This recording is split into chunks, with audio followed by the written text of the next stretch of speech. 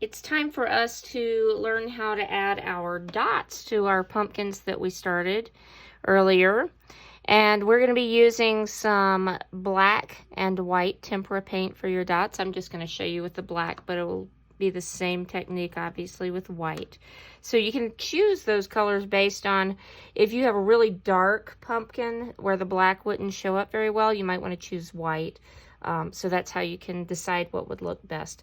And normally, when we're adding our dots, this is kind of also based on sort of a mandala dotting, how we're going to add our dots. And I have some of the regular tools here. We don't have these at school. And so these are just kind of hard plastic, and then this one has some metal. And so those would just be dipped and pushed into the paint and dotted on your artwork. And so I'm using just ordinary tools, and it works just as well, actually. So for my larger dots, we're going to use the eraser end of pencils. So while the erasers are still nice and intact and they haven't been used. So, and a lot of these pencils are not sharp. This one happens to be a sharp one I have.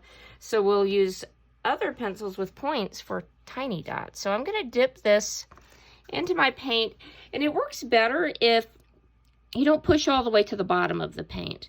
If you just kind of dip it in and don't let it touch, it just picks up the paint a little bit better. And my paint is kind of old, so what we have at school might be better.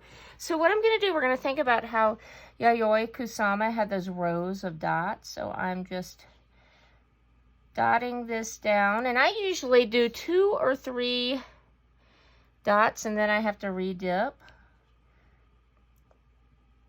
Let's see, and I'm just going to do one section, yes, and my paint is thick, so it is not working quite as well probably as what we have at school.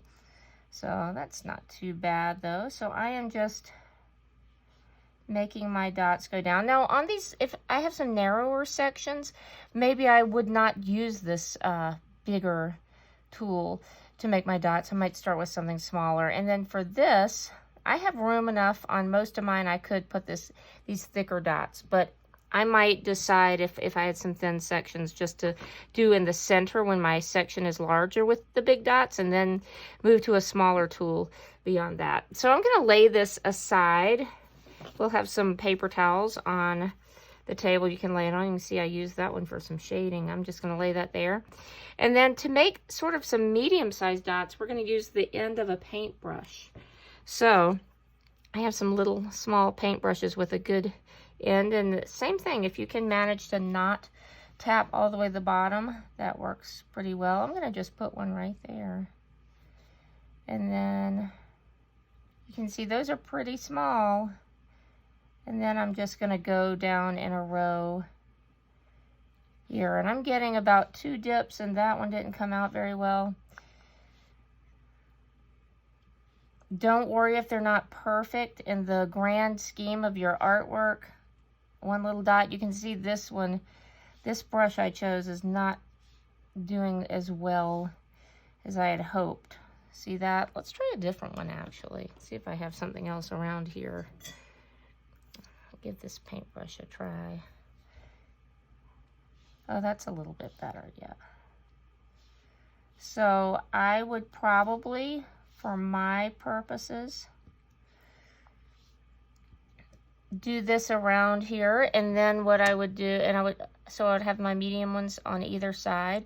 On these sections, maybe I want to just have a thick and then medium and then tiny that way, and not have it in a big round kind of design like that. So now I have this sharpened pencil. I'm just going to dip that, and you can see that makes really teeny tiny dots. So, and the way our inspiration artist worked, hers are in very nice, neat rows. If you have a different idea, you are the artist for your project, so you can experiment with something different if you want. But we're not trying to make it really super messy. We want it to be fairly neat and orderly. With your background, you can put some designs back there as well. You might want to take your Sharpie and put some sort of pattern, like we didn't talk about this in our earlier lesson, but or we didn't in the class I'm thinking about right now, but you could just put some of those triangle designs that she had to cover your background. So you might think of something like that to cover your whole background.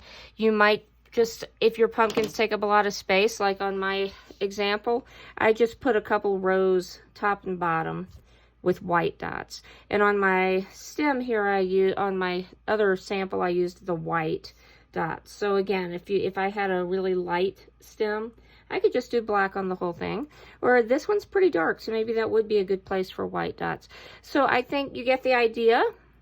Time for you to have your turn to work on your projects.